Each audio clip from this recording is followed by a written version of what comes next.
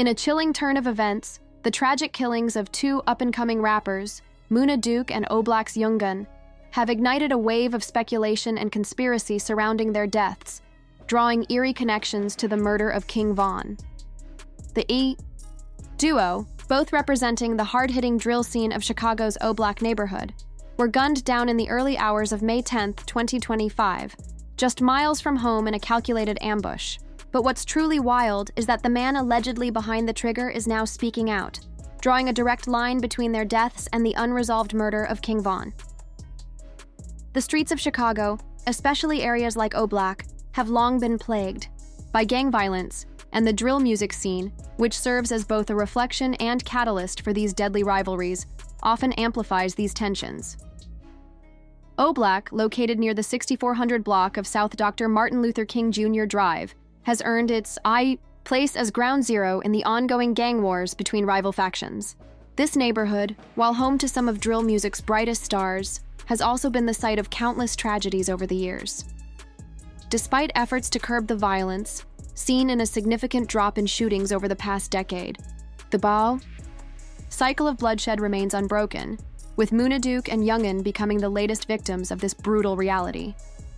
Muna Duke, born Omar Cunningham, had recently been making waves in Chicago's rap scene. His ties to King Vaughn were especially close, with many considering him part of Vaughn's inner circle.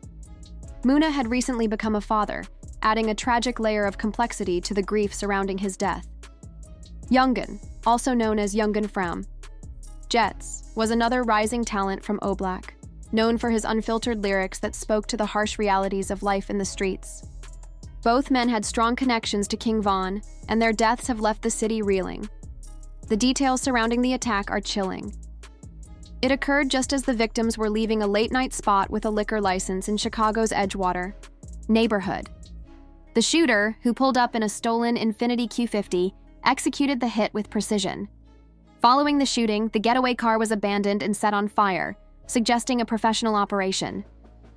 This raised suspicions about who could have orchestrated such a well-executed attack, fueling rumors and theories within the drill community. In the aftermath, Muna Duke's baby mother, Fat Banks, posted an emotional tribute, expressing her grief over the loss of her partner. Her message highlighted the personal toll these senseless acts of violence take on families, leaving children without fathers and communities torn apart. The wider drill scene responded with shock, as fans and fellow artists flooded social media with tributes to the fallen rappers. Many fans also pointed out the ongoing cycle of violence that has been a constant presence in Oblak since the death of King Vaughn in 2020. The connection to King Vaughn's murder is not just a coincidence. King Vaughn, whose real name was Devin Bennett, was shot and killed in November 2020 in a violent altercation outside an Atlanta nightclub. The incident, which involved a confrontation between Vaughn's crew and that of Quando Rondo, an artist associated with NBA YoungBoy's camp, has been a source of intense speculation ever since. While there's no direct evidence linking NBA YoungBoy to Vaughn's death, the ongoing tensions between their respective camps have fueled rumors of retaliation and involvement, tying these two tragic deaths together.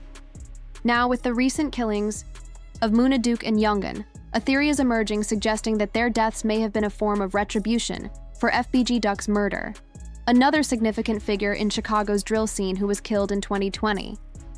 This theory posits that the rival gang, Tukville, could be behind the murders, with the violence stemming from the long-standing beef between the Black disciples, who control Oblak, and the gangster disciples, who dominate Tukville. Adding even more fuel to the fire, members of Tukville have reportedly mocked the deaths of Muna Duke and YoungBoy, a typical display of disrespect that further escalates tensions. This kind of behavior, while not new in gang conflicts, underscores the deep-rooted animosity that continues to plague Chicago's streets. As the investigation into the murders unfolds, the connections to King Vaughn's death and the broader cycle of violence within the drill scene have become more evident. It's a tragic reminder of the consequences of gang rivalries and how the violence that surrounds these communities can claim the lives of those trying to make something of themselves. In the rap game, the story continues to evolve, with each new piece of information only deepening the mystery and tension surrounding these senseless killings. the tragic deaths of Muna Duke and Youngin have sparked heated discussions, not just because of the brutality of the killings, but also due to their deep ties to King Vaughn. Both men, who were significant figures in Chicago's drill scene, had close personal relationships with Vaughn. Muna Duke considered him family, while Youngin was seen as a torchbearer for the Oblak sound and spirit after Vaughn's death.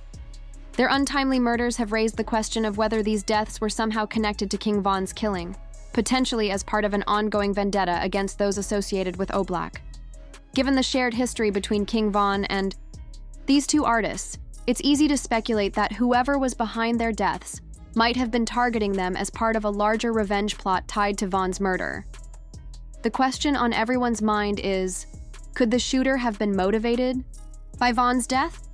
Considering the widespread awareness of Vaughn's role in Chicago's gang conflicts, it seems highly probable that anyone involved in this attack would know about his death, especially if they were part of the rival factions involved in the ongoing beefs.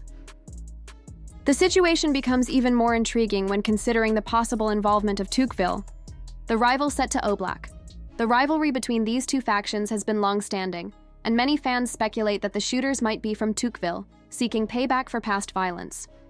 These kinds of intergang disputes often spill over into more personal conflicts, with those involved being acutely aware of the history of violence, including Vaughn's role in it.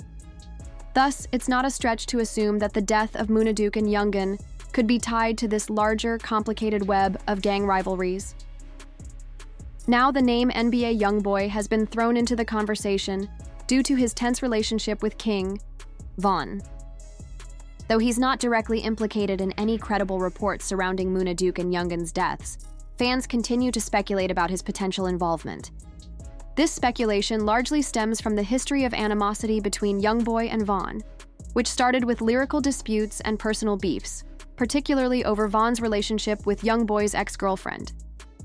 Despite King Vaughn downplaying the tension in the days leading up to his death, the public feud persisted, with YoungBoy's responses after Vaughn's passing only further fueling the fire. In the aftermath of Vaughn's murder, NBA YoungBoy made several controversial statements, including dismissing the significance of fighting versus killing and mocking Vaughn's authenticity as a gangster. His track Bring the Hook, released after Vaughn's death, was also seen by many as a direct diss aimed at Vaughn and his camp. These actions seemed to escalate the tension between the two camps, leading some to speculate that the ongoing animosity might be behind the deaths of Muna Duke and Youngin. However, it's essential to differentiate between speculation and reality. While the history between YoungBoy and Vaughn is well documented, there is no solid evidence linking NBA YoungBoy or his camp to the murders of Muna Duke and Youngin. In fact, the method of the killings, an apparent drive-by shooting in Chicago, aligns more closely with local gang rivalries, specifically between Oblak and Tocqueville, rather than a targeted hit ordered by a high-profile artist from another city. Given NBA YoungBoy's high public profile and the risk associated with direct involvement in such a crime, it's highly unlikely that he would orchestrate such a hit. Additionally, the killings took place in May 2025, nearly 5 years after King Vaughn's death, making it even less plausible that the two events are directly connected. Gang conflicts in Chicago can certainly be long-lasting, but the timing and method of these killings point more toward local, ongoing violence rather than a continuation of a beef that began with Vaughn's murder. Ultimately, while the theories surrounding NBA YoungBoy's involvement persist, the deaths of Muna Duke and Youngin are more likely tied to the deep-rooted and complex gang conflicts within Chicago itself. The drill scene, while influential in shaping the culture, is also an environment where violence is an unfortunate byproduct of these gang rivalries. As with many high-profile deaths in the hip-hop world, the speculation will continue, but it's crucial to focus on the actual evidence and the broader issues at play in Chicago's ongoing struggle with violence. The tragic deaths of Muna Duke and Youngin have ignited a wave of speculation, with fans and observers attempting to untangle the complex web of affiliations and rivalries that permeate the Chicago drill scene. While many theories exist, the most plausible explanation ties their deaths to the long-standing gang conflicts in Chicago, particularly the feud between Oblak and rival factions like Tocqueville and Smashville, which are known to be tied to the gangster disciples and black disciples. To understand the dynamics, it's essential to look at the inner workings of Oblak itself.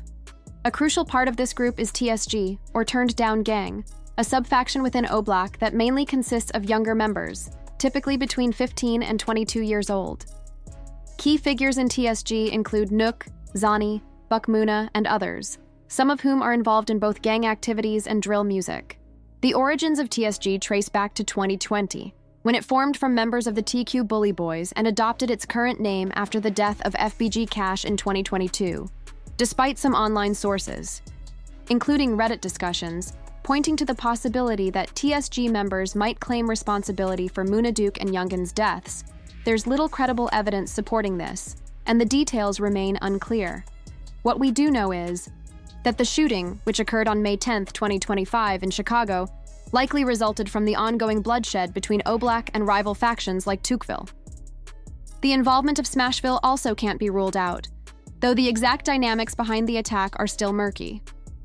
It's possible that some individuals within these groups see Muna Duke and Youngin's deaths as a retaliation or extension of previous conflicts.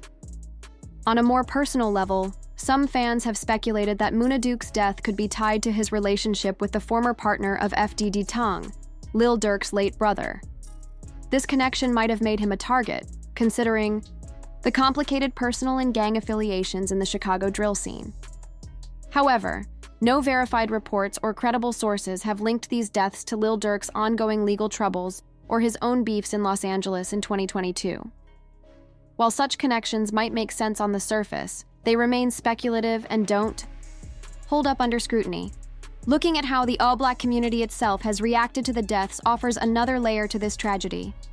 J Hood, a notable figure from Oblak who has distanced himself from gang activity, has used his platform to speak out against the cycle of violence that plagues the community. Through his YouTube channel, he often reflects on the harsh realities of life in Oblak and the losses that have come with it. While Hood hasn't made specific comments about Muna Duke or Youngin, his broader messages about the dangers of gang life might resonate with the situation, reminding others of the human cost of these ongoing conflicts. The investigation into the shooting of Muna Duke and Youngin began immediately after the incident. Police arrived at the scene on the 6300 block of North Broadway, marking shell casings and gathering evidence. One of the key pieces of evidence was the stolen Infiniti Q50 used by the shooters, which was later found burned out on the south side. This suggests the shooters were trying to cover their tracks, which is common in gang-related killings and may make solving the case even more difficult. Despite initial progress, by May 11, 2025, no arrests had been made, leaving the perpetrators still at large. The use of a stolen vehicle and the efforts to destroy it indicate the involvement of experienced individuals familiar with how to carry out such attacks without leaving traces. These factors point to an operation carried out by seasoned gang members, who often take precautions to evade capture, complicating the investigation. As of now, there have been no further updates from the Chicago Police Department, and the public is left in the dark about the status of the case. The aftermath of the shooting has deeply affected the local community, as well as the larger drill scene in Chicago, where Muna Duke and Youngin were known figures. One online post captured the mood perfectly, noting, "The whole Oblak been getting wiped out since Van died. That's crazy. Never saw that for Duke." This highlights the ongoing cycle of violence that continues to claim young lives in the city. The fact that the shooting took place in a public setting, outside a late-night restaurant, where witnesses would likely have been present, speaks to the increasing boldness of gang violence in Chicago.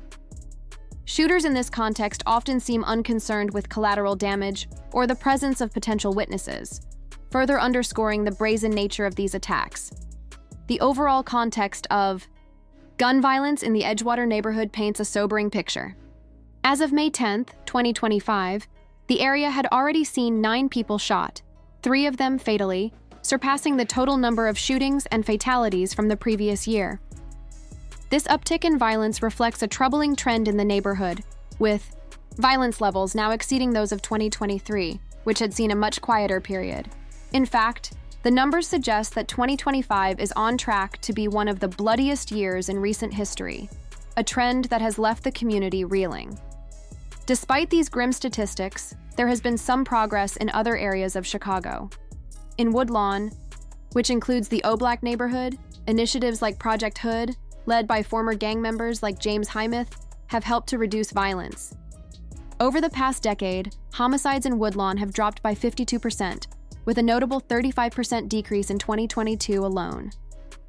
These efforts focus on breaking the cycle of retaliation through community involvement and providing support to those at risk of becoming involved in violence. Project Hood's efforts include dispatching violence interrupters to hospitals after shootings, where they attempt to mediate potential retaliations. They also work to address the root causes of violence and offer pathways to peace. In a symbolic move, the neighborhood has even been renamed from Oblak to Opportunity Block to reflect the shift in focus from violence to community revitalization. Despite these efforts, the deaths of Muna Duke and Youngin serve as a stark reminder of the persistent challenges facing Chicago's communities. The deep-seated nature of gang rivalries, the lure of drill music as an escape from poverty, and the complex socioeconomic issues that fuel violence all continue to create significant obstacles to lasting peace. To fully grasp the context of these murders, we must also understand the historical significance of Oblak within the city's gang landscape. The origins of Oblak can be traced back to the tragic death of O.D. Perry, a member of the Black Disciples, who was killed in 2011. His death set off a cycle of retaliatory violence that only escalated in the years that followed. The Parkway Gardens, home to many Oblak members, became a focal point for gang warfare between the Black Disciples and rival factions, including the Gangster Disciples. Oblak's association with drill music further amplified its notoriety. Rappers like Chief Keef and King Vaughn helped cement the area's reputation, with Vaughn's debut album Welcome to Oblak and a mural near Parkway Gardens immortalizing him. The cycle of violence that began with Perry's death continued to fuel gang wars, including the infamous murder of rapper FBG Duck in 2020. Duck's killing was a direct result of the feud between Tukeville, aligned with the Gangster Disciples, and Oblak, the heart of the Black Disciples. This brutal history continues to shape the future of Chicago's gang culture and its deadly consequences. The recent trial shed light on how gangs have increasingly used social media and music to fuel their criminal activities. In this case, phone videos showing coordination during an attack provided key evidence, highlighting just how entrenched these elements are in modern gang warfare. Understanding the historical context of these events is essential when examining the murders of Muna Duke and Youngin, as they are yet another tragic chapter in a long-running conflict that has claimed countless lives over the years. The retaliatory nature of gang violence in Chicago makes it clear that these deaths will likely lead to more bloodshed unless effective intervention occurs. Violence often begets more violence in a vicious cycle that's hard to break. As for the investigation, the road ahead for law enforcement is anything but easy. Gang-related homicides are notoriously difficult to solve, primarily because of the no-snitching culture that thrives in many neighborhoods where gang violence is prevalent. Witnesses to these crimes often hesitate to come forward, driven by fear of retribution or loyalty to the unwritten rule of silence. This widespread reluctance creates a serious challenge for investigators and results in dismally low clearance rates in areas like Chicago's South Side. The high-profile nature of these murders undoubtedly adds urgency to the case, but it also complicates the investigation. The involvement of well-known drill music figures means there is intense public attention on the case, but this very scrutiny can make it harder to gather critical information and build a solid case. The fact that the getaway vehicle was found, burned suggests a deliberate effort to erase evidence, a tactic often seen in gang-related killings. This level of forethought points to experienced individuals who are well-versed in evading detection. For investigators, this makes the task even harder, as important physical clues may have been destroyed. At the time of writing, there have been no arrests, and the police are likely focusing their efforts on connecting the crime to gang affiliations and reviewing any surveillance footage from the Edgewater area that could lead to new breakthroughs. But while the investigation moves forward, the deaths of Muna Duke and Youngin bring up bigger questions about the relationship between drill music and gang violence. Some argue that the violent lyrics in drill music, which often name specific individuals or groups as targets, should be scrutinized more closely, as they seem to go beyond mere artistic expression and cross into the realm of incitement. Others, however, believe that censoring drill music would be a shallow fix and wouldn't address the deeper, systemic issues that contribute to gang violence, such as poverty, inequality, and neglect. For the Oblak community, the loss of Munaduk and YoungBoy is not just another tragedy. It is another painful chapter in a narrative that has seen far too many young lives lost. These deaths resonate deeply within the drill music community, and the larger Chicago community finds itself once again facing the question of how to address the root causes of these senseless killings. The deaths of these young men also serve as a stark reminder for fans and outsiders alike. The violent imagery glorified in drill music isn't just a fantasy. It reflects a harsh and painful reality. Behind the flashy music videos, social media posts, and bravado lies the heartbreaking truth that lives are lost in the streets, families are left shattered, and potential is squandered. The stories of Munaduk and YoungBoy are more than just headlines. They represent the human cost of a culture steeped in violence. Thank you for tuning in. If you want to explore more content like this, feel free to click on one of the videos on your screen.